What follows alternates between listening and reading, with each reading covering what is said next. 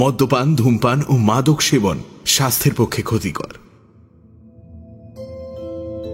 Sunday suspense ক্লাসিক্সে আজ sir Arthur Conan ডয়েলের শার্লক হোমসের রহস্য the adventure of the speckled band. এই গল্পটি সানডে সাসপেন্সে প্রথম প্রচারিত হয় 1 মে 2016 সালে। শুরু হচ্ছে the adventure of the speckled band.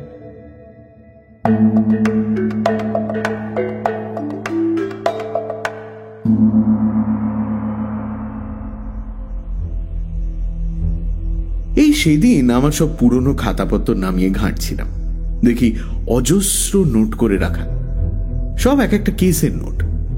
বন্ধু শার্লকের সঙ্গে গত 8 বছরে কটা, অন্তত 70টা তো বটেই।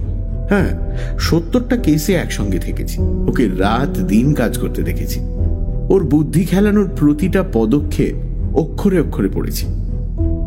কিছু কেস অতি দুঃখজনক মোড় নিয়েছে, কিছু হাস্যকর পর্যায়ে গিয়ে শেষ হয়েছে, কিম্ভূত কিছু কেসেরও কমতি হয়নি। কিন্তু কি জানেন, একটাও কেস দেখতে পাবেন না যা নিতান্তই গড়পড়তা, একঘেয়ে। আসলে শার্লকের তো ব্যাপারই আলাদা। অবশ্য এ আর নতুন করে কি বলবো, সে যাক। আসলে শার্লক তো কখনোই স্রেফ টাকার জন্য কাজ করতে যায়নি, সর্বক্ষণ ওকে তাড়িয়ে বেড়াতো অদ্ভুত উড়ের আনন্দ, এমন একটা কিছু যা মুহূর্তেই আক্রান্ত করবে ওকে অনবদ্যভাবে, ছাড়খাড় করবে ওর মন মাথা। আর সেই কেস যদি ফ্যান্টাস্টিকের দিকে মোড় নেয়, শার্লকের চেয়ে আনন্দিত তখন আর কেই বা হবে। তবে এই এতগুলোর মধ্যেও না একটা কেস এখনো নাড়া দিয়ে যায়, স্টোক মোরানের রয়্যালেট পরিবারের সে কথা। আমি তখন অবিবাহিত, শার্লকের সঙ্গে থাকি বেকার স্ট্রিটে। বলতে পারেন আমাদের বন্ধুত্বের একেবারে আদি যুগ। অনেককাল ভেবেছি আপনাদের শোনাবো এই কেসের কথা, কিন্তু কি আর করা, যে ভদ্রমহিলাকে নিয়ে এত ব্যাপার, খোদ তিনিই তো কথা দিয়ে নিয়েছিলেন আমাদের যে তার জীবিত কালে কোনো কিছুই আমরা প্রকাশিত করব না। তবে এই গত মাসে তার অকাল প্রয়াণে আমি প্রমিস মুক্ত হয়েছি। 1883 সালের এপ্রিল মাস, বেশ সকাল তখন, মানে খামোখা এই সময় আমার ঘুম ভাঙেই না। তো হঠাৎ দেখি নাকের ডগায় শার্লক, একেবারে ফিটফাট, যেন এক্ষুনি বেরোবে। ঘুম জড়ানো চোখে দেখলাম 7:15 বাজে। বেশ অবাক হলাম, কারণ একে তো নিজে সাধারণত ঢের বেলা করে উঠতো, আর দ্বিতীয়ত ও যখন ইচ্ছে উঠুক গে যাক, আমি কেনই বা আমার অভ্যেস ভাঙবো বলুন তো? একটু বিরক্তই হলাম। অবেলায় ঘুম ভাঙানোর জন্য দুঃখিত ওয়াটসন, কিন্তু কি করি বলো, আজ সকাল থেকে তো এমনটাই হয়ে আসছে। মিসেস হাডসনকে কি একজন টেনে তুললো, তারপর মিসেস হাডসন আমায়, আর ডমিনো এফেক্টে এবার আমি তোমায়। উফ, কেন, কি হয়েছে? আগুন নাকি? ক্লায়েন্ট। যা বুঝতে পারছি, কোনো এক মহিলা এসেছেন দেখা করতে, এবং অত্যন্ত উত্তেজিত তার মনের অবস্থা বোধ হয়। আপাতত সিটিং রুমে তিনি উপস্থিত। এখন ব্যাপার হচ্ছে, এই ঘোরতর অবেলায় যখন কোনো কম বয়সী নারী এসে অন্যদের ঘুম থেকে তোলেন, তখন সচরাচর ধরেই নেওয়া যায় অতি গুরুত্বপূর্ণ কিছু জানান দিতে চান। যদি শুনে মনে হয় কেসটি জবরদস্ত, তবে নিশ্চয়ই তুমিও একেবারে প্রথম ধাপ থেকে তাতে মগ্ন থাকতে আগ্রহী হবে, এবং তা ভেবেই আমার এই ঘুম ভাঙানোর পরিকল্পনা। হ্যাঁ, বলো কি? আরে, I wouldn't miss it for anything বন্ধু, বল।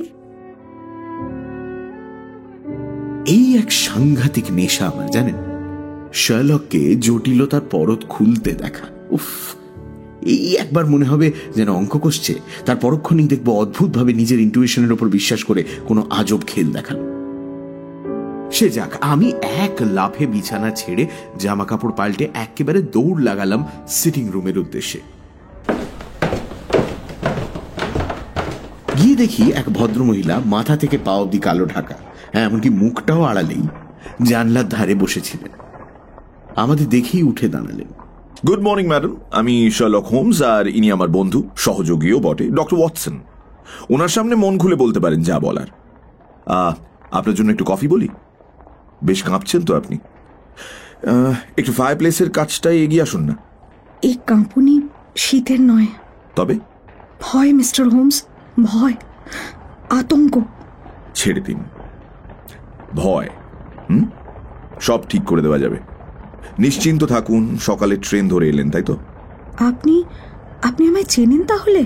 না, তবে দেখছি তো আপনার বাঁ হাতের তালুতে একটা রিটার্ন টিকিটের অংশ।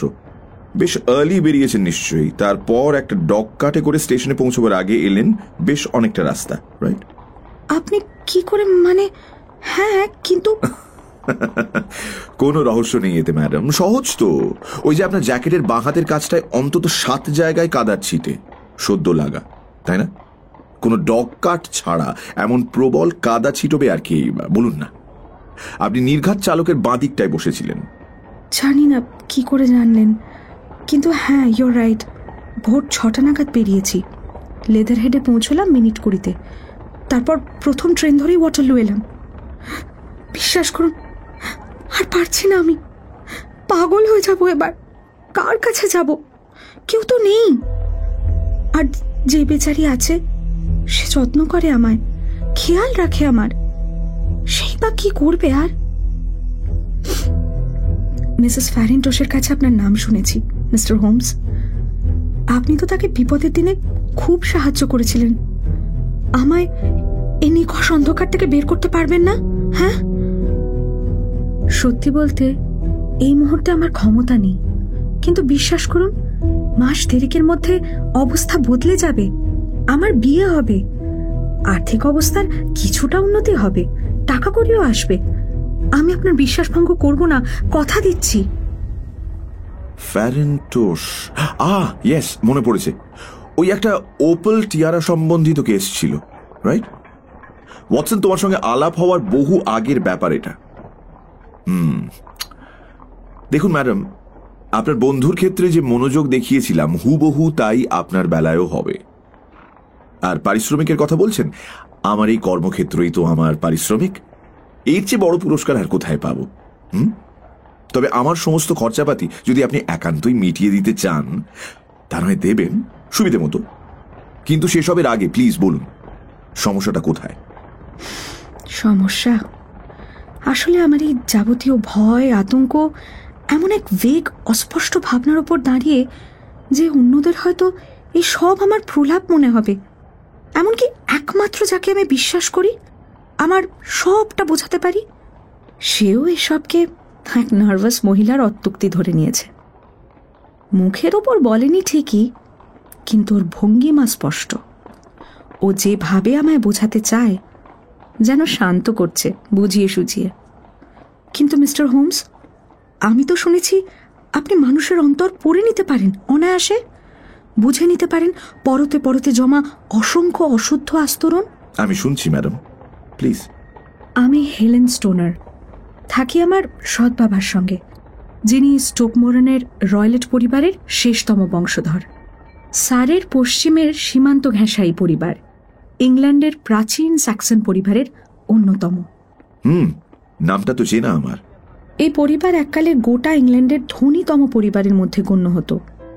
কোথায় না কোথায় ছিল এদের সম্পত্তি, উত্তরে বার্কশায়ার থেকে পশ্চিমে হ্যাম্পশায়ার অবধি। ক্রমাগত পতন বলতে পারেন শুরু হয়েছে গত শতাব্দী থেকে। ওই যা হয় আর কি, ভুল লোকের হাতে পড়ে হেলায় হারালো এক এক করে সমস্ত কিছু। আর এক জুয়াখোরের হাতে পড়ে শেষমেশ এমন সঙ্গীন অবস্থা হলো যে খান কতক একর জমি আর একটা 200 বছর পুরনো বাড়ি ছাড়া আর কিছুই অবশিষ্ট নেই। তাও তো ও বাড়িও মর্গেজের ভারে নুয়ে। ও বাড়িতে শেষ যিনি ছিলেন তাঁকে অ্যারিস্টোক্র্যাটিক পপার বললেও অত্যুক্তি হয় না। গিয়েছিল তো সর্বস্ব, শুধু যায়নি তাঁর মেজাজ। তাঁর ছেলে, মানে আমার সৎ বাবা, বুঝতে পারেন অমনভাবে বাঁচা কষ্টকর, ইনফ্যাক্ট অসম্ভব। ফলে তিনি এক আত্মীয়র কাছ থেকে খানিক ধার করে মেডিকেল ডিগ্রি নিয়ে পাড়ি জমিয়েছিলেন ক্যালকাটা। সেখানে তাঁর দক্ষতা তাঁকে এনে দিয়েছিল অনবদ্য পসার। কিন্তু ওখানেই এমন বিপর্যয় ঘটে গেল, একদিন রাগের চোটে তিনি নিজের খানসামাকে খুন করে ফেলেন। আসলে বিগত কয়েকদিন বাড়িতে চুরিচামারির ঘটনা তাঁকে এমন রাগিয়ে তুলেছিল, কপাল ঝরে মৃত্যুদণ্ড এড়িয়েছিলেন। কিন্তু দীর্ঘদিন জেল খাটার ফলে যখন শেষমেশ ইংল্যান্ড ফিরলেন, তখন বাবা সম্পূর্ণরূপে ভেঙে পড়েছেন, হতাশ, অবসাদগ্রস্ত। ডক্টর রয়লেট মানে আমার সৎ বাবা যখন ইন্ডিয়ায় ছিলেন তখনই আমার মা মিসেস স্টোনারের সঙ্গে তাঁর পরিচয় এবং তারপর বিয়ে। আমার আসল বাবা মেজর জেনারেল স্টোনার বেঙ্গল আর্টিলারিতে ছিলেন। বাবা গত হওয়ার পর মা আবার বিয়ে করেন। আমি আর আমার যমজ বোন জুলিয়া, তখন আমাদের 2 বছর বয়স। আমার মায়ের হাতে সে সময় বেশ খানিকটা আর্থিক পুঁজি ছিল, 1000 পাউন্ড তো কম করে। তো মা বিয়ের পর সে সমস্তই ডক্টর রয়লেটকে তুলে দিয়েছিলেন, বলেছিলেন যে আমার আর জুলিয়ার বিয়ের সময় যেন আমরাও তা থেকে খানিক অংশ পাই। কিন্তু ইংল্যান্ড ফিরে আসার কিছুদিনের মধ্যেই মা মারা যান। ক্রুর কাছে একটি রেল অ্যাক্সিডেন্টে তার মৃত্যু হয়। ঘটনার ঠিক পরে ডক্টর রয়লেট লন্ডনে সব ছেড়ে ছুড়ে আমাদের 2 বোনকে নিয়ে চলে এলেন সেই স্টোক মোরেনে। আমাদের তো কোনোই অসুবিধে রইল না, কারণ মায়ের দিয়ে যাওয়া সেই টাকা। কিন্তু বাবা কেমন আমূল বদলে গেলেন। সারাক্ষণ ঘরে আটকে রাখতে লাগলেন নিজেকে। বেরোতেন কালে ভদ্রে যখন, তখন অবধারিত ঝগড়া জুড়ে দিতেন আশেপাশের সকলের সঙ্গে। আর গত সপ্তাহে তো যা হলো বলার নয়। ভাবতে পারবেন না, স্থানীয় এক কামারকে রেগে মেগে তিনি নদীর জলে ফেলে দিলেন। আমরা আর কি করি, প্রচুর অনুরোধ করে ওদের টাকা পয়সা ধরিয়ে কোন ক্রমে এই যাত্রায় মেচেছি। আর একটা অদ্ভুত কাণ্ড করেছেন তিনি। কিছু ভ্যাগাবন্ড জিপসিকে ওই পারিবারিক সম্পত্তিতে থাকতে দিয়েছেন। ওরা ওখানে থাকে আর বাবা প্রায়শই ওদের তাঁবুতে গিয়ে থাকেন। মাঝে মধ্যে তো আবার ওদের সঙ্গে বেরিয়ে পড়েন। দিন যায়, সপ্তাহ যায়, কোনো খবর পাই না আমরা। তারপর হঠাৎ একদিন আবার আর এক বিপদ হয়েছে। ওনার ইন্ডিয়ান জন্তু জানোয়ারের প্রতি অসম্ভব এক টান। কেউ একজন আছেন, আমি চিনি না, যে হিসব পাঠায়। আপাতত একটা চিতা আর একটা বাবুন রয়েছে। দুটোই খোলা ঘুরে বেড়ায় বাড়ির কম্পাউন্ডে। স্বাভাবিকভাবেই গ্রামের সকলেই ভয় পায়। কোনো চাকর টেকে না। আমরা 2 বোন মিলে বাড়ির সমস্ত কাজ করতাম। কি সাংঘাতিক মনোকষ্টে আমরা কাটাতাম বুঝতেই পারছেন। বেচারি জুলিয়া মাত্র 30এই তো চলে গেল। ওই বয়সেই সব চুল সাদা হয়ে গিয়েছিল। কি বুড়িও গিয়েছিল না। আপনার বোন মৃত? বছর 2 আগে। আর সেই মৃত্যু নিয়েই তো আপনার কাছে আসা। আমরা দুজনে অমন বদ্ধ থাকতে থাকতে হাঁপিয়ে উঠেছিলাম। কোথাও যাওয়ার নেই, কিচ্ছু করার নেই। নিজের বয়সে তো কাউকে পাওয়ার প্রশ্নই নেই। ছিল শুধু আমাদের এক মাসি, আমার মায়ের নিজের বোন, মিস অনোরিয়া ওয়েস্টফাইল। কাছেই হ্যারোয়ে থাকেন, তো আমাদের ওখানে একমাত্র যাওয়ার অনুমতি ছিল। জুলিয়া 2 বছর আগে একটা ক্রিসমাসে ওখানে গিয়েছিল। নেভিতে কাজ করা এক হাফ মেজরের সঙ্গে জুলিয়ার ওখানে আলাপ, ক্রমে এনগেজমেন্ট। আমাদের সৎবাবা যখন শুনলেন সে খবর, আপত্তি করলেন না কিছুই। বিয়ের দিনও ঠিক হলো তড়িঘড়ি। কিন্তু সে রূপকথার দিন আসার এক পক্ষ আগেই আমার একমাত্র সাথী জুলিয়া আমায় ছেড়ে চলে গেল। খুলে বলুন, প্রত্যেকটা ডিটেইল চাই, কিচ্ছু ভুলে যাবেন না প্লিজ। ভুলে যেতে পারি কোথায়, সবটাই তো যেন স্মৃতিতে বসে আছে। আমরা যে বাড়িতে থাকছিলাম বললামই তো, অতি পুরনো ছিল এবং মাত্র একটা ভাগই বাসযোগ্য ছিল। তো এ ভাগের বেডরুমগুলো ছিল একতলায় আর সিটিং রুম ছিল সেন্ট্রাল ব্লকে। 3টি বেডরুমের প্রথমটা ছিল ডক্টর রয়লেটের, দ্বিতীয়টা জুলিয়ার আর অন্যটা আমার। 3টের মধ্যে কোনো যোগের রাস্তা ছিল না, কিন্তু একটা করিডোরেই এসে মিলত এই 3 ঘর। বোঝাতে পারছি? স্পষ্ট, চালিয়ে যান। এবার 3টে ঘরের জানলা খুললেই দেখা যেত লন। সেই অভিশপ্ত রাতে ডক্টর রয়লেট নিজের ঘরে চলে গিয়েছিলেন বেশ আগেই, যদিও আমরা জানতাম তিনি ঘুমিয়ে পড়েননি। কি করে জানলেন? আসলে জুলিয়ার খুব অসুবিধে হচ্ছিল একটা বিচ্ছিরি বোঁটকা গন্ধে। ডক্টর রয়লেটের অভ্যেস ধরেছিল ইন্ডিয়ান সিগার খাওয়ার, তারই অমন অসহ্য গন্ধ। ফলে জুলিয়া উঠে আসে আমার ঘরে। ছিল কিছুক্ষণ, আমরা কত কথা বললাম ওর আগত বিয়ে নিয়ে। তারপর ওই 11টা নাগাদ হবে, ঘরে যাবে বলে উঠল। উঠে ঠিক বেরোনোর আগে দরজায় দাঁড়িয়ে অদ্ভুত একটা প্রশ্ন করল। আচ্ছা হেলেন, বলতো কখনো গভীর রাতে কাউকে শীষ দিতে শুনেছিস? শীষ? না তো, না। আচ্ছা, ঘুমের মধ্যে কি নিজে শীষ দেওয়া যায়? জানি না, মানে মনে তো হয় না। কিন্তু কেন জুলিয়া? কারণ শেষ কয়েক রাত আমি নিশ্চিতভাবে শুনেছি সেই শীষ। আলতো কিন্তু স্পষ্ট একটা শীষ। প্রতি রাতে 3টে নাগাদ শুনি আমি। তুই তো জানিস আমার ঘুম কি পাতলা, রোজ ঘুম ভেঙে যায় আমার। জানি না কোথা থেকে তা আসতো, কিন্তু আসতো নিয়ম করে। হয়তো পাশের ঘর থেকে বা লন থেকে। ভাবলাম একবার তোকে জিজ্ঞেস করে যাই, যদি তুই। না রে, আমি শুনিনি। যাক, তুই ভাবিস না, নিশ্চয়ই বিদঘুটে জিপসিগুলোর কেউ একটা। হয়তো বা, কিন্তু লন থেকে এলে তো তুইও শুনতে পেতিস, তাই না? হ্যাঁ, কিন্তু আমি যে তোর চেয়ে অনেক শান্তিতে ঘুমোই রে। আচ্ছা ছাড়, তেমন কিছু নয় হয়তো। আমার দিকে স্মিত হেসে তারপর ও বেরিয়ে গেল। অল্পক্ষণ পর ওর ঘরের লক খোলার আওয়াজ আমি পেয়েছিলাম। আচ্ছা, তবে নিজের ঘরের লক বন্ধ করে ঘুমানো আপনাদের কি অভ্যেস ছিল? সব সময়। আর সেটা কেন? ওই যে বললাম না, আশেপাশে একটা চিতা আর বাবুন থাকলে আপনি খুব নিশ্চিন্তে কি ঘুমোতে পারতেন? তা বটে। তো তারপর? আমার স্বভাবতই ঘুম হলো না একেবারে। কিরকম যেন একটা আশু বিপদের আতঙ্ক গ্রাস করছিল। বুঝতেই তো পারছেন, আমরা যমজ যেহেতু, কি অসম্ভব একটা প্রাণের টান আমাদের মধ্যে ছিল। আর বাইরে রাতটাও না কেমন ঝাঁপিয়ে পড়ছিল আমাদের উপর। প্রচুর বৃষ্টি শুরু হলো সহসা, সঙ্গে তোলপাড় করা ঝড়। মনে হচ্ছিল যেন উড়িয়ে নিয়ে যাবে এক্ষুনি। জানলাগুলো থরথর করে কাঁপছিল, যে কোনো মুহূর্তেই হাল ছেড়ে দেবে যেন। সে তাণ্ডবের মধ্যেই হঠাৎ আমি শুনলাম স্পষ্ট একটা চিৎকার। আমার বোনের চিৎকার। অসম্ভব ভয় পেলে কেউ অমন করে চেঁচায়। আমি তৎক্ষণাৎ একটা শল জড়িয়ে দৌড়ে বেরিয়ে এলাম করিডোরে। কিন্তু জানেন, যেই আমি ঘরের দরজা খুলে বেরোলাম, একটা একটা নিচু স্বরের শীষ শুনেছিলাম, ঠিক যেমনটার কথা জুলিয়া বলেছিল। আর তার কিছু পর আর একটা ভয়াবহ আওয়াজ, যেন একটা বিশাল ধাতুর তৈরি কিছু ঝনঝন করে উঠল। আমি পাগলের মতো দৌড়ে গেলাম জুলিয়ার ঘরের দিকে। গিয়ে দেখি দরজাটা খোলা, পাল্লাটা ধাক্কা খেয়ে একটা ক্যাঁ ক্যাঁ শব্দ করছে। তখনও তো জানি না ভেতরে কি অপেক্ষা করছে। খানিক এগোতেই দেখি জুলিয়া হাতে একটা বাতি নিয়ে কোনো ক্রমে দরজায় এসে দাঁড়ালো। ভয়ে ওর মুখ ওই অন্ধকারেও সাদা। হাত দুটো হাওয়ায় কিছু একটা আঁকড়ে ধরতে চাইছে, শরীরটা সামলাতে পারছে না টাল।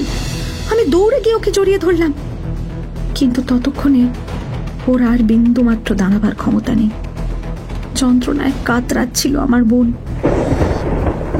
জুলিয়া, জুলিয়া, কি হয়েছে বল, বল, কে ওখানে, কে ওদিকে, বল। Helen, Helen, oh my god, Helen, সেই ব্যান্ডটা, the speckle band, the speckle band. হয়তো হয়তো আমায় আর একটা কিছু বলতে চাইছিল।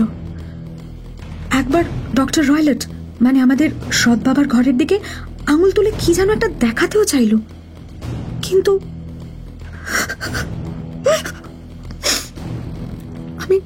আমি দৌড়ে গেলাম বাবার ঘরের দিকে। তাকে ঢাকতে ঢাকতে দেখি তিনিও ড্রেসিং গাউন পরে দৌড়ে এদিকেই আসছেন। জুলিয়াকে অমন অচৈতন্য অবস্থায় দেখে প্রথমেই তিনি একটু ব্র্যান্ডি খাওয়ানোর চেষ্টা করলেন ওকে। কাজ হলো না। গ্রামের ডাক্তারকেও খবর পাঠানো হলো, কিন্তু জুলিয়া আমার কাছে কোনো কিছুতেই আর ফিরে এলো না। এক মিনিট, ওই যে শীষ আর মেটালিক সাউন্ডটা, আপনি নিশ্চিত সে ব্যাপারে? ঠিক ওগুলোই শুনেছিলেন? ইনকোয়ারির সময় করোনারও ঠিক এটাই জিজ্ঞেস করেছিলেন। এখন দেখুন, বললামই তো কি বেয়ারা রাত ছিল, বাইরে ওরকম তোলপাড়, এবার তার মধ্যে ভুল তো হতেই পারে, কিন্তু আপনার বোন কি বাইরে বেরোনোর পোশাকে ছিলেন? না, নাইট ড্রেসেই তো। আর ওর ডান হাতে দেশলাইয়ের একটা জলা কাঠি ছিল, অন্যটায় দেশলাই বাক্স। অর্থাৎ তিনি কাঠিটা জ্বালিয়েছিলেন যে মুহূর্তে তার মনে হয়েছিল কোনো কিছু একটা গন্ডগোল হচ্ছে। She was alarmed. আচ্ছা, করোনার তিনি কি পেলেন শুনি? তিনি খুব ডিটেলে সবটা ইনভেস্টিগেট করলেন। আসলে আমাদের সৎ বাবারও তো বিশেষ সুনাম ছিল না গ্রামে, অতএব তবে করোনার মৃত্যুর কোনো স্যাটিসফ্যাক্টরি কারণ খুঁজে পাননি। আমি বলতে পারি দরজা ভেতর থেকেই বেশ এটে সেটে বন্ধ করা ছিল, আর জানলার গরাদগুলো পুরনো দিনের খাঁটি লোহার, ফলে বেশ নিশ্চিন্ত। চার দেওয়াল তাও একেবারে সলিড, মানে কোথাও কোনো ফাঁপা কিছু তো ছিল বলে মনে হয় না। আর চিমনিগুলো হ্যাঁ খানিক চওড়া ছিল, কিন্তু ওখান দিয়েও কারো ঢুকে পড়াটা অসম্ভব। মানে জুলিয়া সে রাতে একাই ঘরে ছিল যখন অঘটন ঘটে। তাছাড়া ওর শরীরেও তো কোনো অত্যাচারের চিহ্ন দেখিনি। বিষ? যদি বিষক্রিয়া হয়? ডাক্তাররা সে পরীক্ষাও করেছেন তো, নেগেটিভ। তাহলে আপনার কি মনে হয় কিসে মৃত্যু হলো? আমার ধারণা ভয়, অসম্ভব কোনো কিছুর একটা আতঙ্কে, যদিও সেটা কি তা জানি না। আচ্ছা, ওই যে জিপসিদের কথা বললেন, সে রাতে ওরা ছিল ওই দিকটায়? সবসময় তো কেউ না কেউ থাকে। আচ্ছা, আর ওই যে স্পেকেলড ব্যান্ডের কথা বলেছিলেন জুলিয়া, সেটা থেকে কি বুঝলেন? আমি জানি না ঠিক মিস্টার হোমস। কখনো আমার মনে হয়েছে ওটা প্রলাপ, একদম পাগলের প্রলাপ। আবার কখনো মনে হয়েছে ওই যে জিপসিগুলো, ওরা মাথায় একটা রুমাল বাঁধে, কিরম স্পটেড, হয়তো ওগুলো দেখে জুলিয়া ওই রকম বলেছিল। অত সহজ মনে হচ্ছে না, আরো গভীরে যেতে হবে। হ্যাঁ, বলুন কি বলছিলেন? 2 বছর কেটে গেছে, আমি এখন আরও একা। যদিও এই গত মাসে আমার এক ছোটবেলার বন্ধু আমায় বিয়ের প্রস্তাব দিয়েছে। ওই ক্রেন ওয়াটার আছে না রিডিংয়ের কাছে, ওখানকারই মিস্টার আর্মিটেজের মেজো ছেলে, পার্সি আর্মিটেজ। আমার সৎ বাবা সবটাই শুনেছেন, আপত্তি করেননি কিছু। আর আমাদের বিয়েও ঠিক হয়েছে আগামী বসন্তে। সে কারণেই 2 দিন আগে আমার ঘরটার মেরামতি চলছিল, ফলে আমি জুলিয়ার ঘরে গেলাম শুতে, ঠিক সেই বিছানায় যেখানে জুলিয়া। কিন্তু মিস্টার হোমস, গত রাতে যা হলো, মানে রাতের অন্ধকারে যখন সর্বত্র নিশ্চুপ, আচমকা আমার কানে এলো সেই শব্দ। সেই চাপা শীষ? ইয়েস ডক্টর ওয়াটসন, সেই শব্দ যা আমার বোন শুনেছিল শেষের সেদিনে। আলো জ্বালিয়ে তন্ন তন্ন করে খুঁজলাম, কিচ্ছু দেখতে পেলাম না। আমি এতটাই ঘাবড়ে গিয়েছিলাম যে আর ঘুমোতে যাওয়ার তো প্রশ্নই ওঠে না। সকাল হতেই তাই আমি তড়িঘড়ি আপনাদের এখানে। তা বেশ করেছেন, কিন্তু আপনি আমায় সব খুলে বললেন কি? হ্যাঁ মানে হ্যাঁ তো। না মিস রয়লট, আপনি বলেননি। আপনার সৎ বাবার কিছু একটা আপনি লুকোচ্ছেন। কি বলছেন কি? হঠাৎ শার্লকের একটা কাণ্ড দেখে স্তম্ভিত হয়ে গেলাম। ও মিস রয়লেটের হাঁটুতে রাখা ডান হাতের কবজি থেকে লেস দেওয়া পোশাকের অংশটা ঝট করে তুলে নিল। বেরিয়ে পড়ল 5 আঙুলের কড়া একটা ছাপ। এটা কি মিস রয়লট? লুকোচ্ছেন না বললেন, তাই তো? আপনাকে তো আপনার সৎ বাবা অত্যাচার করেন, তাই না? অত্যাচার? না না, এই কি বলছেন? আসলে খুব বলশালী মানুষ তো, ঠিক বুঝতে পারেন না কতটা চাপ দিয়ে ফেলেছেন। অত্যন্ত জটিল মনে হচ্ছে। আরো 1000টা কথা আমার জানা একান্ত প্রয়োজন, তারপর নয় ভাবা যাবে পরবর্তী পদক্ষেপ। আর সময়ও তো হাতে নেই। আচ্ছা ধরুন আজই আমরা স্টোক মোরান যাই, যদি আপনার সৎ বাবার অজান্তে, সবকটা ঘর দেখতে পাবো? কেমন কোইন্সিডেন্স দেখুন। আজই উনি বলছিলেন শহরে কি সব যেন জরুরি কাজ আছে, সময়ও লাগবে বোধহয় বেশ খানিক, ফলে আপনারা আজ এলেই সুবিধে। একজন হাউসকিপার আছেন ওখানে, তবে তিনি তো বয়স্ক, তার উপর একটু বোকা শোকাও, আর আমি তাকে কায়দা করে সরিয়েও দেব। উত্তম বন্দোবস্ত। তা ওয়াটসন, তোমার নিশ্চয়ই আমার সঙ্গে আসতে বিশেষ আপত্তি নেই? আপত্তি? খেপেছ? চমৎকার। তবে রাইট মিস রয়লট, তাই ঠিক রইল, আমরা দুজনে আসছি আজ। আর এখন কি করবেন? এই কয়েকটা কাজও রয়েছে, ওগুলো একটু মিটিয়ে নিই। কিন্তু চিন্তা করবেন না, 12টার ট্রেনে ঠিক ফিরে যাব, আপনারা পৌঁছানোর আগেই। ও আচ্ছা, আমরাও যথাসময়ে পৌঁছে যাব। আমারও টুকটাক কিছু কাজ রয়েছে, তারপরই রওনা দিয়ে দেবো। কিন্তু আপনি একসঙ্গে ব্রেকফাস্ট করে যান না? মাফ করবেন, আমার এখন অনেকটাই হালকা লাগছে। এই যে সবটা খুলে বলতে পারলাম। আমি অপেক্ষা করব, আজ আসি।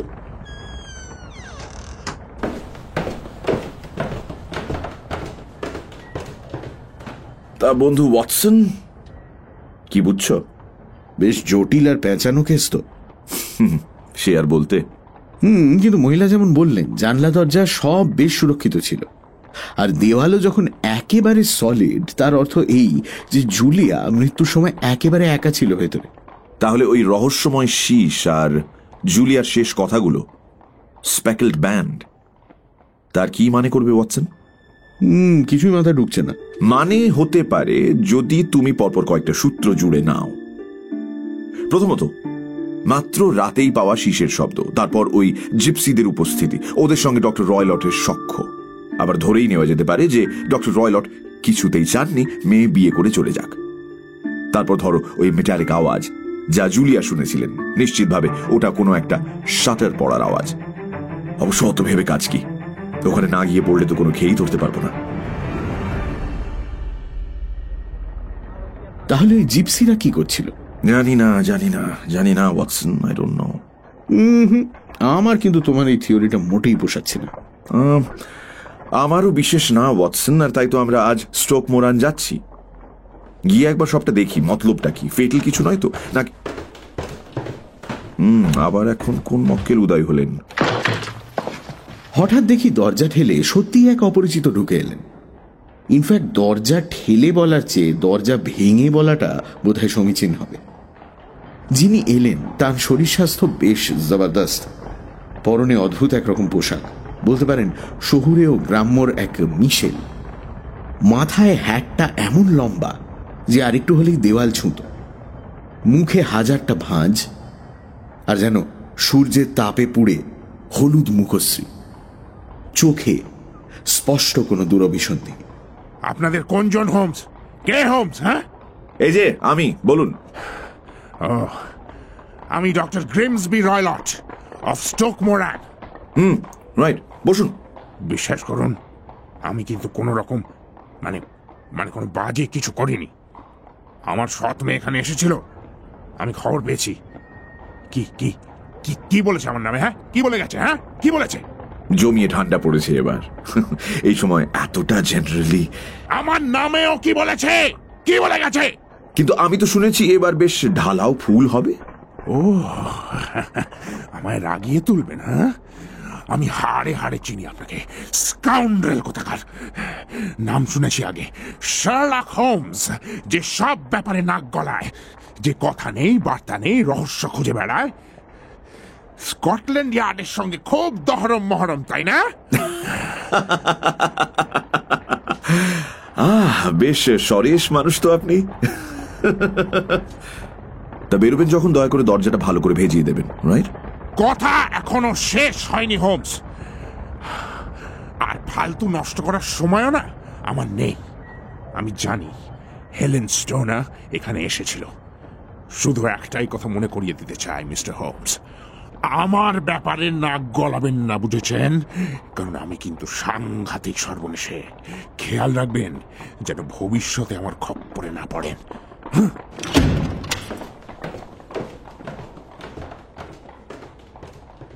বেশ পেলব প্রকৃতির মানুষ না ওয়াটসন?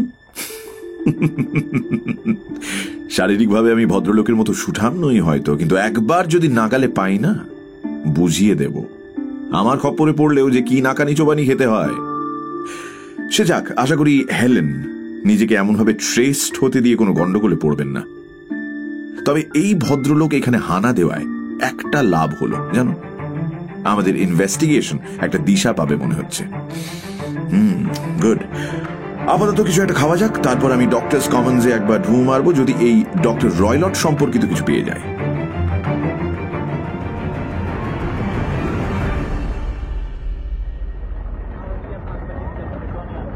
প্রায় প্রায় দুপুর 1টা নাগাদ ফিরল শার্লক। হাতে ধরা ছিল একটা নীল কাগজ, তাতে ভর্তি এক গাদা নোট, ফিগার। মৃত স্ত্রীর করে যাওয়া উইলটা দেখলাম, বুঝলে? পুঙ্খানুপুঙ্খ হিসেব টিসেবও করে ফেললাম। মানে মৃত্যুর সময় তার কাছে যে 1100 পাউন্ড ছিল তার দাম এখন পড়ে গিয়ে হয়েছে 750। এবার বিয়ে করলে 2 মেয়ের তার থেকে 250 পাউন্ড প্রাপ্য। ফলে দুজনেই বিয়ে করে ফেললে আমাদের সদা হাস্যময় ভদ্রলোকের কপালে জোটে কি ওয়াটসন? অতি অল্প। আমার এই সারা সকালে দৌড়দৌড়ি আদৌ জলে যায়নি, কারণ এইবার আমি নিশ্চিত লোকটার একটা স্ট্রং মোটিভ রয়েছে এই বিয়ে আটকানোয়। তবে আমাদের কিন্তু এখানে দাঁড়িয়ে নষ্ট করার সময় নেই ওয়াটসন, বিশেষ করে যখন তিনি বুঝে ফেলেছেন আমরা এই কেসে অলরেডি হাত দিয়েছি। তো চলো অফ টু ওয়াটারলু। ও হ্যাঁ, একটা রিভলভার সঙ্গে নিও, ওকে? কখন কাজে লাগে। তার সঙ্গে একটা টুথব্রাশও। আর না, মনে হয় না আর কিছু লাগবে।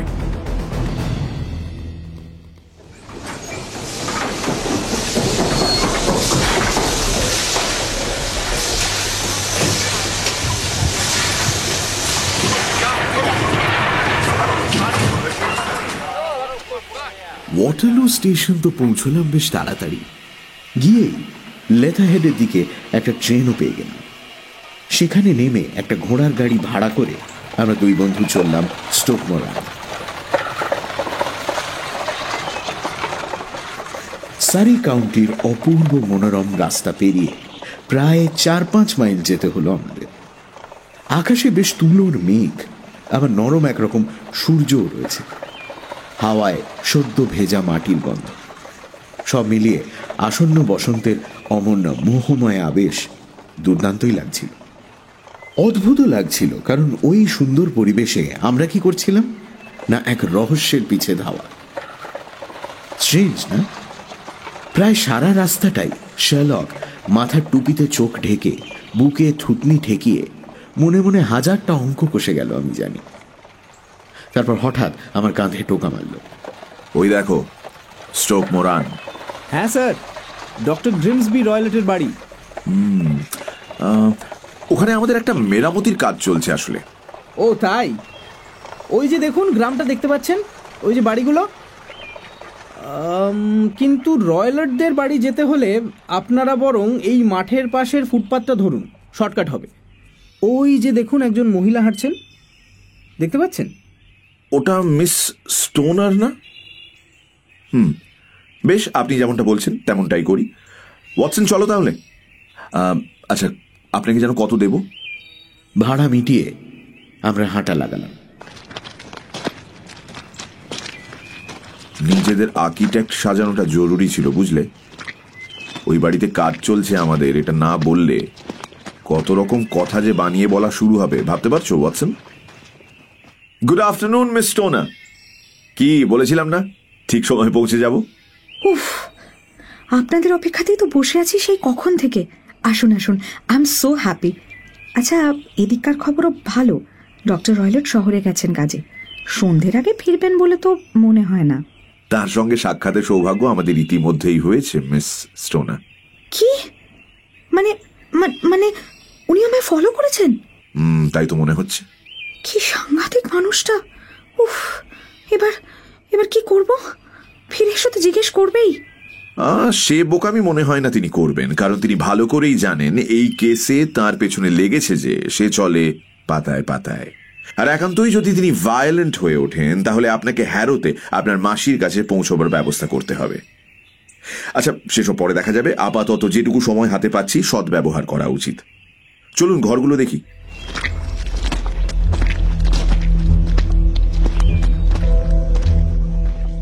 বাড়িটা গ্রে রঙের পাথরের তৈরি। একটা সেন্ট্রাল পোর্শন আর দুদিক থেকে দুটো কাঁকড়ার দাঁড়ার মতো বেরিয়ে আসা অংশ। একদিকের বেহাল অবস্থা, জানলাগুলো ভাঙা, কাঠের পাটাতন দিয়ে সব ব্লক করা। ছাদটা প্রায় সম্পূর্ণ ধসে গেছে, মোটের ওপর ধ্বংসস্তূপ বললে ভুল হয় না। মাঝের অংশটার অবস্থা খানিকটা ভদ্রস্ত, আর ডান হাতের যে ব্লকটা সেটা একেবারে আধুনিক।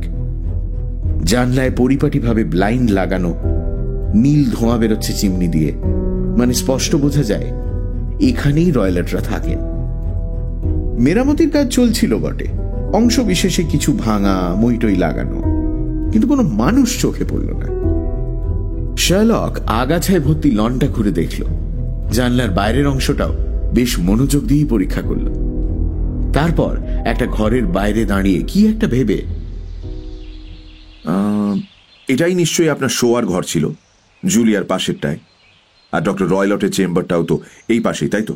হ্যাঁ, কিন্তু এখন আমি মাঝেরটায় শুচ্ছি, মানে জুলিয়ারটায়। সে যতদিন না মেরামতি হচ্ছে, তাই তো? কিন্তু এই দিকটায় খুব একটা মেরামতির প্রয়োজন তো তেমন দেখছি না। না, নেই তো।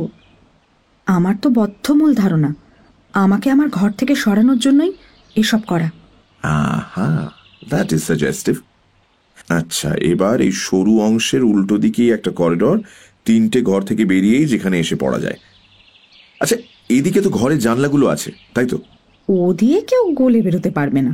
অর্থাৎ আপনারা 2 বোন সেদিন যখন দরজা বন্ধ করেছিলেন, এই দিক দিয়ে কারো ঢোকা সম্ভব ছিল না, রাইট?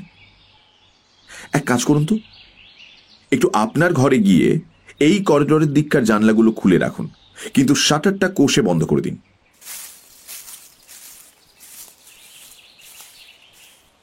মিস স্টোনার তাই করলেন। তারপর শার্লক ওই খোলা জানলাগুলোর মধ্যে দিয়ে হাত ঢুকিয়ে খুব করে চেষ্টা করলো বন্ধ শাটারটা খুলে ফেলার,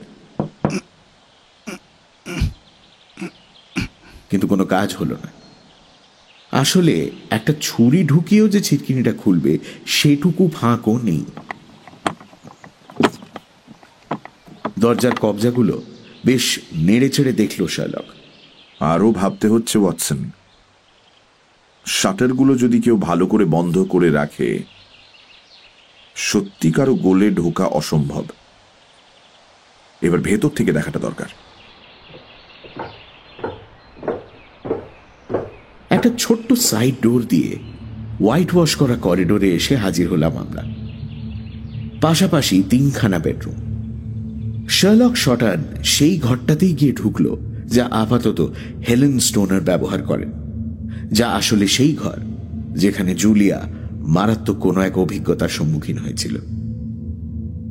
এমনি ঘরটা মোটের ওপর বেশ ছিমছাম, থাকতে মন্দ লাগবে না। সিলিংটা নিচু, একটা পেল্লায় ফায়ারপ্লেসও রয়েছে, ঠিক পুরনো দিনের বাড়ির মতো। একধারে ব্রাউন রঙের কিছু ড্রয়ার, একটা সরু সাদা খাট, আর জানলার বাঁদিকে একটা ড্রেসিং টেবিল। ঘরে আসবাব বলতে আর 2টো বেতের চেয়ার, আর ঠিক মাঝখানে একটা উইল্টন কার্পেট। ঘরের উডেন প্যানেলগুলো যদিও কোনার দিকালের কে জানে, রং চটে গেছে, অর্ধেক পোকায় খাওয়া। শার্লক হঠাৎ একটা চেয়ার টেনে এক কোণে গিয়ে বসল। মুখে একটাও কথা নেই, কিন্তু চোখগুলো ঘুরছিল সারা ঘর।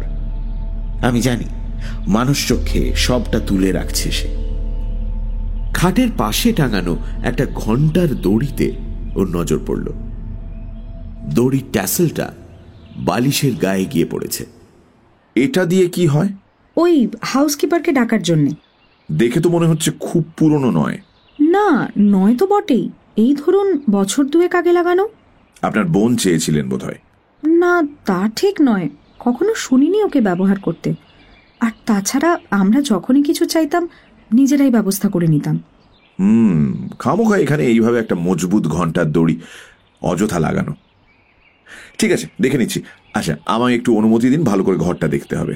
কিছু বোঝার আগেই শার্লক সারা ঘরে একটা ম্যাগনিফাইং গ্লাস নিয়ে ঝুঁকে কিসব দেখতে লাগলো। দেওয়ালের প্যানেলগুলো দেখলো, খাটের কাছটায় গিয়ে এদিক ওদিক খুব করে পর্যবেক্ষণ করলো। তারপর ওই ঘন্টার দড়িতে দিল এক টান। কোনো আওয়াজ হলো না। আচ্ছা, এটা ডামি? কেন বাজে না? বাজবে কি করে? কোনো তারের সঙ্গেই তো যোগ নেই। How interesting. দেখুন, ওপরের ওই ভেন্টিলেটরটাই দেখুন, ওখানে একটা হুকের সঙ্গে লাগানো মাত্র। অ্যাবসার্ড, খেয়ালই করিনি আগে কখনো। সত্যি খুব স্ট্রেঞ্জ, অদ্ভুত কয়েকটা ব্যাপার রয়েছে ঘরটায়। খেয়াল করেছেন এই ঘরের ভেন্টিলেটর আর একটা ঘরের দিকে মুখ করা? মানে আর্কিটেক্ট এত খেটে খুঁটে কেন এমনটা করলেন? বাইরের হাওয়াই যদি না ঢোকে ঘরে, তাহলে ভেন্টিলেটরের লাভই বাকি। এটাও ওই বছর 2 আগে করানো। খুব ইন্টারেস্টিং। একটা ডামি ঘন্টার দড়ি, একটা এমন ভেন্টিলেটর যা আদতে ভেন্টিলেট করে না। মিস স্টোনার, আমায় কিন্তু এবার ডক্টর রয়লটের ঘরটাও একবার দেখে নিতে হবে।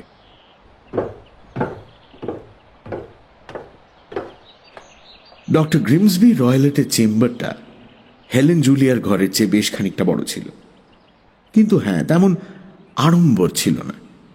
একটা ক্যাম্প খাট, ছোট একটা বইয়ের শেলফ, সমস্ত টেকনিক্যাল সব বইপত্তরে ভর্তি। খাটের পাশে একটা আরাম কেদারা, দেওয়ালের কাছে ঠাসা একটা প্লেন কাঠের চেয়ার, গোল একটা টেবিল, একটা বিরাট লোহার সিন্দুক। ব্যাস এই। শার্লক সবটা বেশ ঘুরে ঘুরে দেখল, পরীক্ষাও করল। তারপর এই সিন্দুকের কাছে দাঁড়িয়ে জিজ্ঞেস করল, এর মধ্যে কি? ও আমার সৎ বাবার সব ব্যবসার কাগজপত্র। ও, আপনি তবে ভেতরের হাল হাকিকত জানেন দেখছি। ও ওই একবারই মানে খুলে দেখেছিলাম বছর কিছু আগে, কাগজে ভর্তি ছিল। তা ভেতরে কোনো বেড়াল টেড়াল নেই নিশ্চয়ই? কি না, মানে এ কি অদ্ভুত কথা। কেন অদ্ভুত হবে কেন? এই দেখুন না, সিন্দুকের ওপর কি রাখা? ছোট্ট পাত্রে দুধ। না না, আমাদের এখানে কোনো বেড়াল নেই। চিতা আছে, ববুন আছে, কিন্তু তা অবশ্য ঠিক, চিতা তো এক প্রকার পেল্লাই বেড়াল। তবে তিনি কি দুধ দিয়ে নিজের স্বাদ মেটাবেন? খুব সন্দেহ আছে। বলেই ও কাঠের চেয়ারটার কাছটা একটু উবু হয়ে বসে পড়ল। তুই খুব করে কি যেন দেখলো ওখানে। Okay, thank you, that is quite settled. এক মিনিট, আহা, এ তো দেখি ভারী মজার। শার্লকের নজর গিয়েছিল যাতে তা খাটের এক পাশে ঝোলানো একটা ডগ ল্যাশ বা কুকুরকে বাগে আনার চাবুক। চাবুকটা যদিও গোল করে পাকিয়ে একটা ফাঁসের মতো করা ছিল। কি বুঝছো ওয়াটসন? সাধারণ চাবুক, কিন্তু এভাবে কেন ফাঁস দেওয়া সেটা মাথায় ঢুকছে না। মোটেই নর্মাল নয়, রাইট? কিন্তু কি করবে বলো, পৃথিবীটাও তো আর সরল রেখায় চলে না। আর যখন কোনো চালাক নিজের ব্রেনটিকে অপরাধের দিকে নিয়ে যায়, সর্বনাশ সময়ের অপেক্ষা। যাক মিস স্টোনার, আমার যথেষ্ট দেখা হয়ে গেছে, এবার একটু বাইরের লনটা দেখে নি। শার্লককে এত মুখ কালো করে থাকতে এর আগে দেখেছি বলে মনে পড়ে না। লনের পুরোটা পায়াচারি করে কেমন যেন থম মেরে গেল। আর ওকে অমন গম্ভীর হয়ে থাকতে দেখে আমি তো ছেড়েই দিন, এমনকি মিস স্টোনারও দেখলাম একটিও শব্দ করলেন না। তারপর হঠাৎ যেন ঘোর কাটিয়ে, মিস স্টোনার শুনুন, এখন থেকে যেমনটা বলবো অক্ষরে অক্ষরে পালন করতে হবে। হ্যাঁ হ্যাঁ, তাতে কি আর? ব্যাপারটা কিন্তু বেশ সিরিয়াস। আপনার জীবন মৃত্যু সম্পূর্ণভাবে এর উপর নির্ভর করছে। আর একটা কথা, আমি আর আমার বন্ধু আজ রাতটা আপনার ঘরে কাটাবো। আমি আর মিস স্টোনার দুজনেই তো এই প্রস্তাব শুনে অবাক হয়ে লাভ নেই মিস স্টোনার, এমনটাই হতে হবে, ব্যাস। আচ্ছা, ওই যে দূরে ওটা একটা সরাই তো? হ্যাঁ, ওটার নাম ক্রাউন। Very good. ওখান থেকে আপনার ঘরের জানলা দেখা যায় না? অবশ্যই। ঠিক আছে, তাহলে মন দিয়ে শুনুন। আপনার সৎ বাবা ফিরে আপনার খোঁজ করলে জানাবেন যে আপনার খুব মাথা ব্যথা, উঠতেই পারছেন না। তারপর যেই বুঝবেন তিনি নিজের ঘরে ঢুকে পড়েছেন, অমনি আপনি আপনার ঘরের জানলার শাটারগুলো খুলে দেবেন, দিয়ে একটা লম্ফ রেখে দেবেন তার উপর। ওটাই হবে আমাদের সিগন্যাল। এসব করে আপনি চুপি চুপি আপনার আগের ঘরে ফিরে যাবেন। মেরামতির মধ্যেও একটা রাত কোনো ক্রমে কাটিয়ে দিতে পারবেন তো? ধরেই নিচ্ছি পারবেন। সঙ্গে যা যা প্রয়োজন সব নিয়ে নেবেন। তারপর বাকিটা আমাদের হাতে ছেড়ে দিন। তা তো বুঝলাম, কিন্তু আপনারা কি করবেন সেটা? খুঁজে বের করব ওই চাপা শীষের উৎস। আপনি বোধহয় বদ্ধপরিকর, না? বলতে পারেন। তাহলে দয়া করে বলুন প্লিজ, আমার বোনের মৃত্যুর কারণ কি? হাতে আরো প্রমাণ না পেয়ে ঠিক বলতে চাই না। অন্তত অন্তত এইটুকু তো বলুন যে আমার ধারণাটা ঠিক কি না। মনে হয় না। আরো মজবুত কোনো কারণ ছিল নিশ্চিত। তবে এখানে দাঁড়িয়ে আর কথা বললে বিপদ, পুরোটাই জলে না যায়। ডক্টর রয়লটে ফেরার সময় হলো, তাই না? Good bye. তবে আরেকটা কথা, চিন্তা করবেন না, আপনার মাথার ওপর যে বিপদ ঘুরছে শীঘ্রই দূর হবে। ক্রাউনে ঘর পেতে আমাদের কোনো রকম অসুবিধাই হলো না। যে ঘরটা পেলাম সেখান থেকে স্টোক মোরান স্পষ্ট দেখতে পাচ্ছিলাম। সন্ধে হওয়ার মুখে দেখলাম ডক্টর রয়লার ফিরলেন। দেখেই মনে হলো বেশ ক্ষিপ্ত মেজাজে আছে। কোচওয়ানের দিকে বিচ্ছিরি কি সব অঙ্গভঙ্গি করলেন।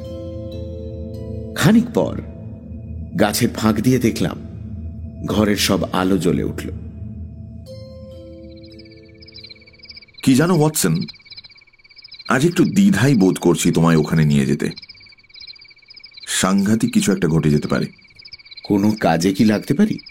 সে আর বলতে, অসম্ভব সুবিধা হয়। ব্যাস তো হয়েই গেল, আমি আসছি। ওয়াটসন, ওয়াটসন, সত্যি তুমি, থ্যাংক ইউ। তুমি বিপদের কথা বলছো? ওই ঘর তন্ন তন্ন করে খুঁজে তুমি তো সবটাই বুঝে নিয়েছো শার্লক। আমি যা দেখিনি তুমি তো তা দেখেছো, তাই না? দেখেছো তুমিও, আমি হয়তো সামান্য বেশি, এই যা। ওই ঘন্টার দড়ি ছাড়া তো তেমন কিছুই দেখলাম না। কেন, ওই ভেন্টিলেটরটাও তো দেখেছো? হ্যাঁ, কিন্তু ওটা দিয়ে কি হবে? মানে একটা ইঁদুর ছাড়া আর কি গলতে পারে ওটা দিয়ে? এই ভেন্টিলেটর নিয়ে এখানে আসার আগে আমি কিন্তু বেশ খোঁজ খবর নিয়ে এসেছি। ভালো বলেছ। না, সত্যি বলছেন, আমি ঠাট্টা করছি না। খেয়াল করো, হেলেন যখন প্রথম এলেন কি বলেছিলেন? যে জুলিয়া নাকি পাশের ঘর থেকে ডক্টর রয়লটের সিগারের গন্ধ পেতেন, রাইট? তার মানে দুটো ঘরের মধ্যে নির্ঘাত একরকম যোগাযোগের ব্যবস্থা ছিল, এবং সেটা নিশ্চয়ই অতি ক্ষুদ্র কিছু একটা ছিল, নয়তো করোনারের ইনকোয়ারিতে ধরা পড়ত। তখনই আমার মাথায় এই ভেন্টিলেটরের ভাবনা আসে। কিন্তু ওখান থেকে কি বিপদ হতে পারে? কেন, কোন কিছুই খটকা লাগছে না। একটা ভেন্টিলেটর তৈরি করানো হলো, একটা দড়িও ঝোলানো হলো, এবং তারপরই একজন মহিলা যে ও ঘরে শুতো সে দুম করে মারা গেল। তোমার অদ্ভুত লাগছে না? আমি সত্যি বলছি, কোনো কানেকশন খুঁজে পাচ্ছি না। কিন্তু ওই খাটটা লক্ষ্য করেছিলে? খাট? জীবদ্দশায় অমন খাট দেখিনি। মাটির সঙ্গে কখনো কেউ দেখেছে খাট আটকানো? অর্থাৎ জুলিয়া খাটটি নাড়ানোরও সুযোগ পাননি। ওটা সর্বদা ওই একই পজিশনে থাকতে বাধ্য, ভেন্টিলেটরের নিচে, আর ওই দড়ির কাছেই। শার্লক, আমার মনে হচ্ছে আমি বুঝতে পারছি তুমি কি বলছো। আমাদের হাতে তো আর তাহলে তেমন সময় নেই। রাইট ওয়াটসন, সাংঘাতিক একটি প্ল্যান, এবং কি সূক্ষ্ম বটে। দেখবে কোনো ডাক্তার যখন অপরাধের দিকে এগোয় কি মারাত্মক হয়ে ওঠে সে। কারণ এক তো তার সে জ্ঞানটা আছে, আর দুই অসম্ভব শক্ত নার্ভও। বাবা অ্যান্ড প্রিচার্ডের এই জগতে বেশ নাম ডাক ছিল, কিন্তু এ তো দেখছি দু কাঠি এগিয়ে। তবে ওয়াটসন, আমার বিশ্বাস আজ রাতে জবর একটা খেল দেখব, ডেঞ্জারাস একটা খেলা। তো তার আগে এসো দু বন্ধুতে পাইপে জমিয়ে সুকটান দেওয়া যাক।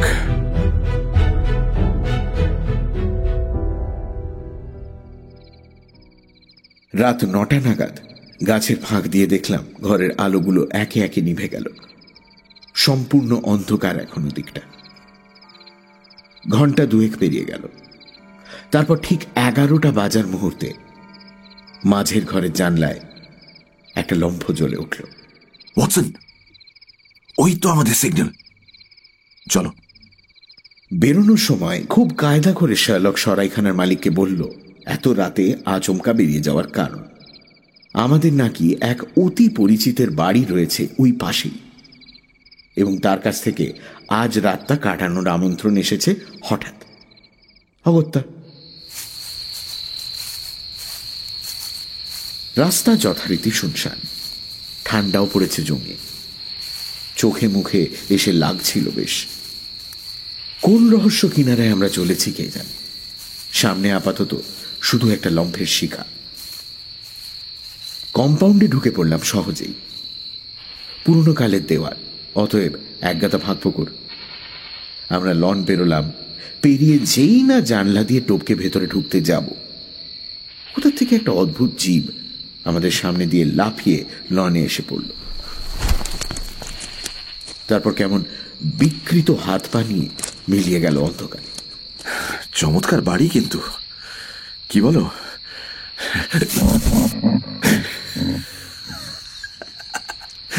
বাবুন। ভুলে গিয়েছিলাম এই বাড়ির আজব সব জীবজন্তুর কথা।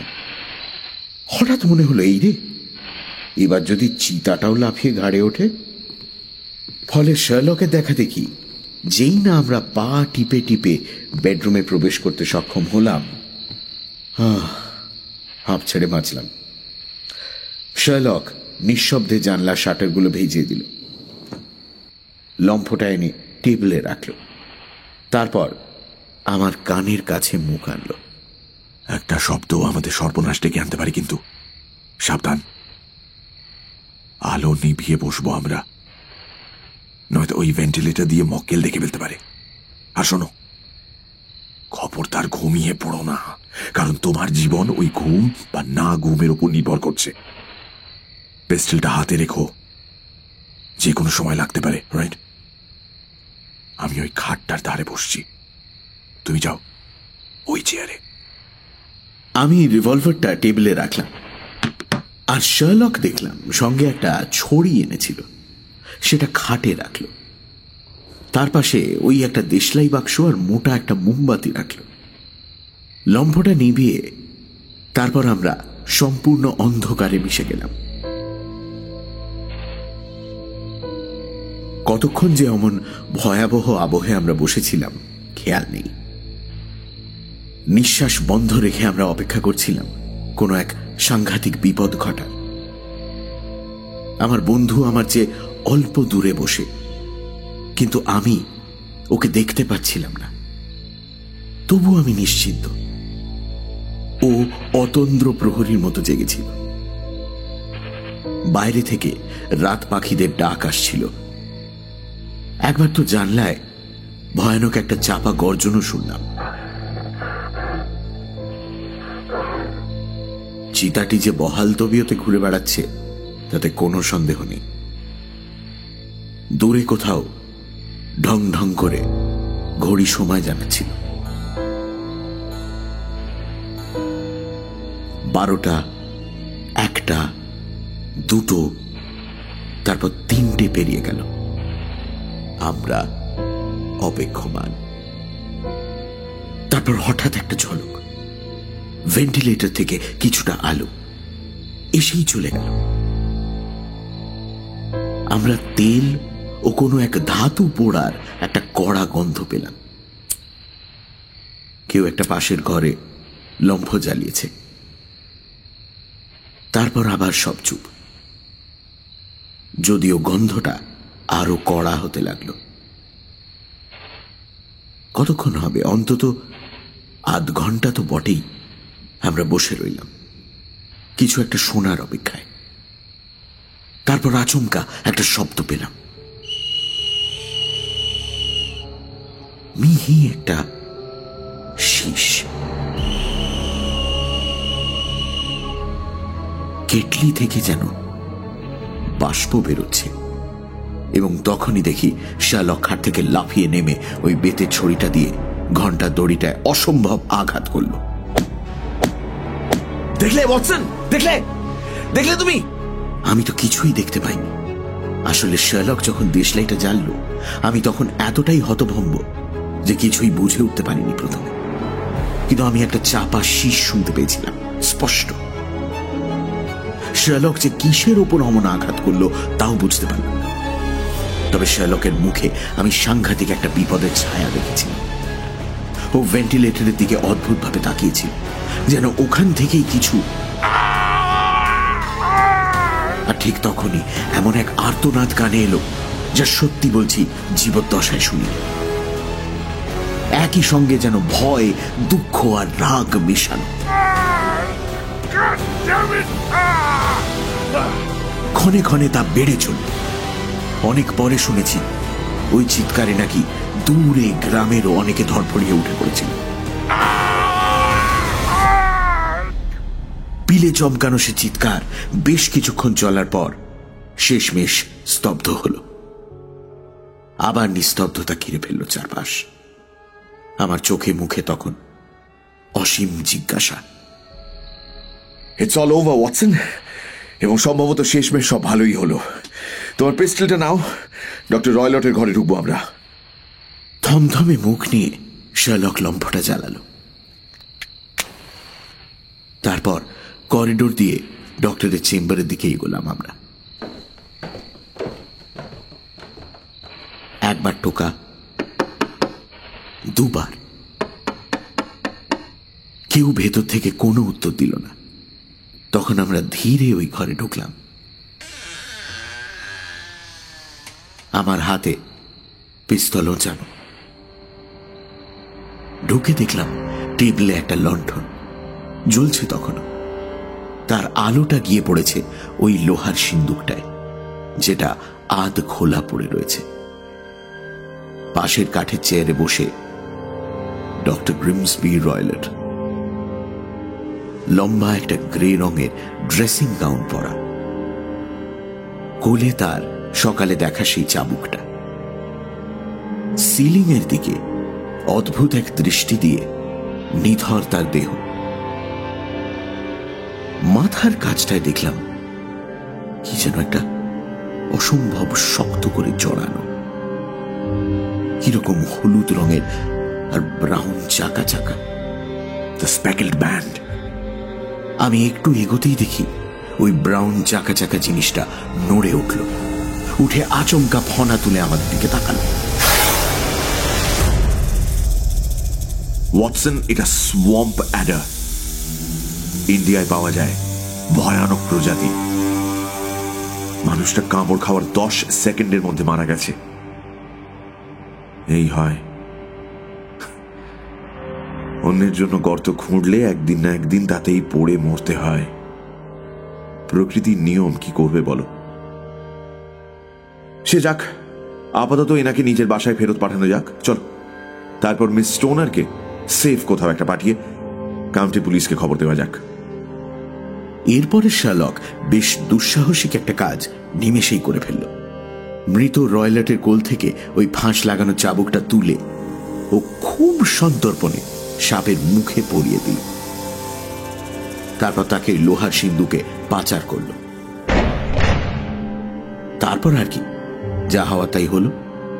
মিস স্টোনারকে সমস্ত ঘটনা জানানো হলো। স্বভাবতই তিনি খুব ভেঙে পড়লেন। পরের সকালেই তাকে হ্যারোতে তার মাসির কাছে পৌঁছে দেওয়ার ব্যবস্থা হলো। ইনকোয়ারি হলো, এবং কি অসাধারণ তার ফল। পুলিশের মত, ডক্টর গ্রিমসবি রয়লেট সাংঘাতিক এক পোষ্যের সঙ্গে খেলতে গিয়েই নাকি মৃত্যুবরণ করেছে।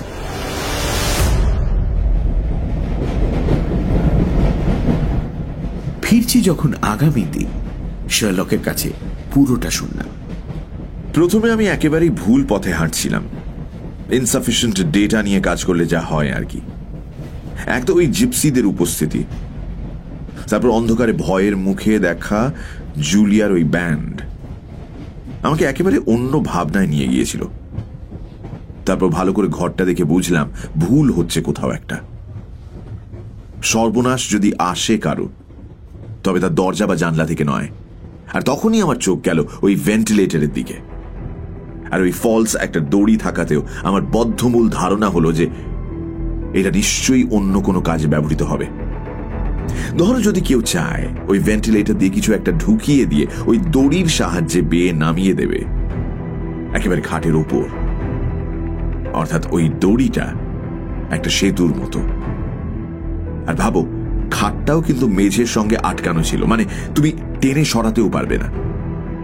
তখনই মাথায় খেলে গেল সাপের কথাটা। প্লাস আমরা এও তো জেনেছিলাম যে ডক্টর প্রায়ই ইন্ডিয়া থেকে নতুন নতুন প্রাণী আমদানি করতেন। এবার ভেবে দেখো না, এই বিষ তো আমাদের এখানে প্রায় কোনো কেমিক্যাল টেস্টেই ধরা পড়বে না, তাই তো?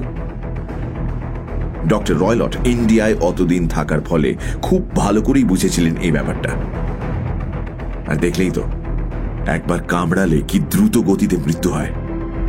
সেটাও নিশ্চয়ই ডক্টরের মাথায় ছিল যে করোনার তদন্ত করবেন তাকে অত্যন্ত ক্ষুরোধার হতে হবে, নইলে বোঝা অসম্ভব শরীরের কোথায় দুটো ক্ষুদ্র দাঁত ফোটানোর ক্ষত। ওই শীষটা, হ্যাঁ, ওটার কথাও মাথায় ছিল। রয়লট নিশ্চয়ই সাপটিকে সকালের আলো ফোটার আগেই ফেরত ডেকে নিতেন ওই শীষ দিয়ে। আর ছিল দুধের লোভ। মনে আছে ওই দুধের পেয়ালা সিন্দুকের ওপর? ওভাবেই ট্রেনিং দেওয়া হয়েছিল, আমি দিনের পর দিন যাকে মারতে চাওয়া সে হয়তো বেঁচে যাচ্ছিল, কিন্তু একদিন তো ফাঁদে পা দিতই শিকার। আমি প্রথমবার ঘরে ঢুকেই ঠাউর করেছিলাম ঠিক এমনটাই ঘটেছিল, এবং আবার ঘটত হেলেনের সঙ্গেও। রয়লটের চেয়ারটা দেখেই বুঝেছিলাম এর উপর রোজ কেউ দাঁড়ায়। কেন দাঁড়ায়? ওই ভেন্টিলেটর অবধি পৌঁছবে বলে। তারপর যখন একসঙ্গে ওই দুধের পেয়ালা, সিন্দুক আর ফাঁস লাগানো চাবুক দেখলাম, আমার মনে আর কোনো সন্দেহই রইল না। আর ওই মেটালিক সাউন্ডটা? ওটা হলো ওই সাপ ঢুকে গেলে সিন্দুক বন্ধ করার শব্দ। একবার যখন আমার মাথায় স্পষ্ট হয়ে গেল গোটা প্রক্রিয়াটা, আমি তৈরি হয়ে গেলাম। সাপের চাপার স্বর আমি শুনেছিলাম, আর শোনা মাত্র আলো জ্বালিয়ে প্রাণপণ আঘাত করেছিলাম ওর উপর, যার জেরে ওটা ভয়ে পালিয়ে গেল উল্টো পথে এবং ঘাবড়ে গিয়ে পাল্টা কামড় বসালো মনিবের ওপরেই। আমার বেদের ঘা খেয়ে এমনি খেপে গিয়েছিল, ফলে ফেরত ভেন্টিলেটর দিয়ে উঠে প্রথম যাকে পেল তাকেই দিল সমস্ত বিষ। ফলে তুমি বলতেই পারো ডক্টর গ্রিমসবি রয়লটের মৃত্যুর জন্য আমি একরকম দায়ী। তবে তাতে আমার অন্তরে বিন্দু মাত্র দংশন হবে না। কি বলো ওয়াটসন?